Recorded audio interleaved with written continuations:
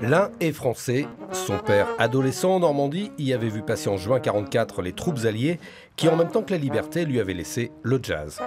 L'autre est américain. Son père, G.I., lors du débarquement, était ensuite devenu célèbre avec ce tube, Take Five.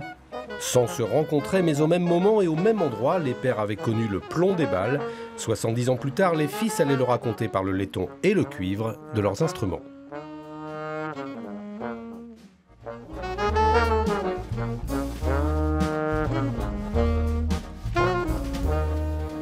Les deux musiciens s'étaient rencontrés en collaborant avec l'Orchestre de Bretagne, qui leur a ensuite commandé une œuvre commémorative pour l'anniversaire du débarquement. Ce sera Brothers in Arms.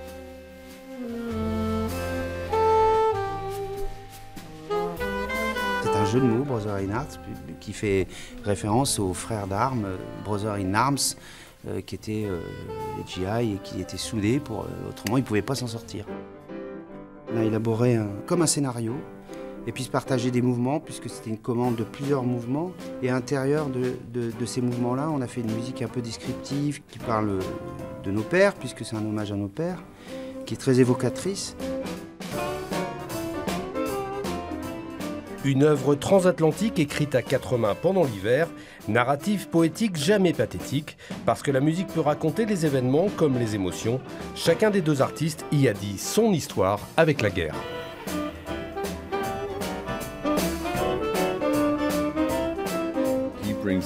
Guillaume apporte la touche française et moi l'américaine. Et nous apportons ces nuances à l'orchestre. Dans l'un des mouvements, Guillaume a figuré de superbes images de la France et de la Normandie d'avant-guerre. Et moi, j'essaie de montrer la beauté de l'Ouest, quand mon père était un cow-boy en Californie. Ce sont donc des musiques différentes. La musique pour créer, mais aussi pour enseigner et transmettre aux plus jeunes, ces collégiens ont travaillé toute l'année sur un projet à base d'histoire, de français, d'art plastique et de musique. Guillaume Saint-James s'est invité dans le projet parce qu'un artiste est aussi un citoyen. L'artiste, il va aller donner aux jeunes citoyens des outils de réflexion pour qu'ils se fassent lui-même sa propre réflexion. C'est un peu ça que j'ai envie de leur dire, leur transmettre directement. Voilà. Qu'ils soient un petit peu artistes. Tiens, oui, on a telle idée, on va faire ça à tel moment, mais si on porte ça de telle façon, la diction, tel son, on pourrait, voilà. Qu'ils soient des créateurs, quoi. Quelqu'un qui crée, il est libre. Voilà. Pour moi, quelqu'un qui crée, il est libre.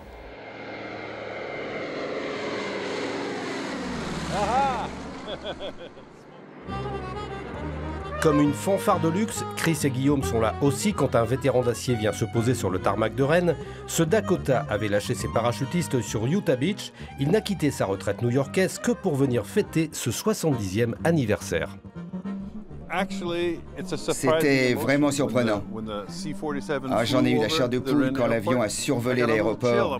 C'était vraiment génial de le voir sortir comme ça des nuages, comme un petit morceau d'histoire qui surgit du passé. Bien sûr, ça symbolise les armes, tout ça, oui. Effectivement, moi, j'ai beaucoup de réticence par rapport à ça, mais c'est les libérateurs. Pour moi, c'est super émouvant parce que c'est les avions qui ont survolé ma Normandie natale, quoi. Avion d'époque, mais musique nouvelle. Il est temps pour les Brothers de se remettre au travail, cette fois avec tout l'orchestre, pour entendre enfin, en vrai, ce qui n'était jusque-là qu'une partition.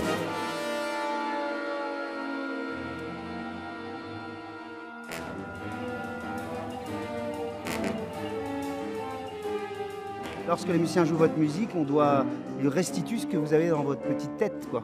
Voilà. Donc il y a des petites surprises, il y a toujours des petites surprises, mais globalement je retrouve mes petits, comme on dit.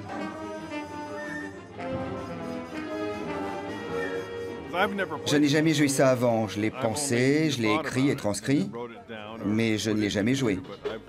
C'est pour ça qu'il m'arrive de dire « Mais quel est l'idiot qui a écrit ça ?» C'est moi.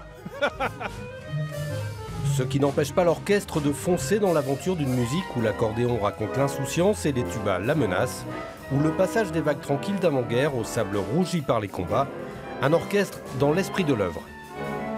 Même s'il y a des moments guillerets, comme une marche, mais enfin, il y a toujours des résonances un peu dramatiques derrière. Je crois que oui, on ne peut pas être insensible à diriger ça comme si c'était une musique de fête foraine. Et puis voilà, non, non, on sait qu'il y a une portée historique derrière et qu'il y a toute une symbolique derrière, très forte.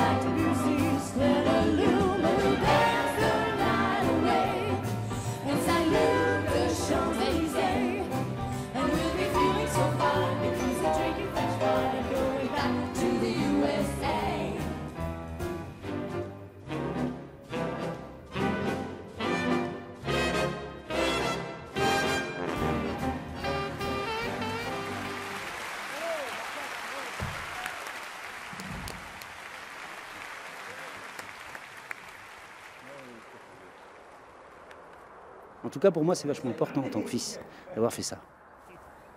Take 5, prends-en 5, prends ma main, pour redire plus jamais ça.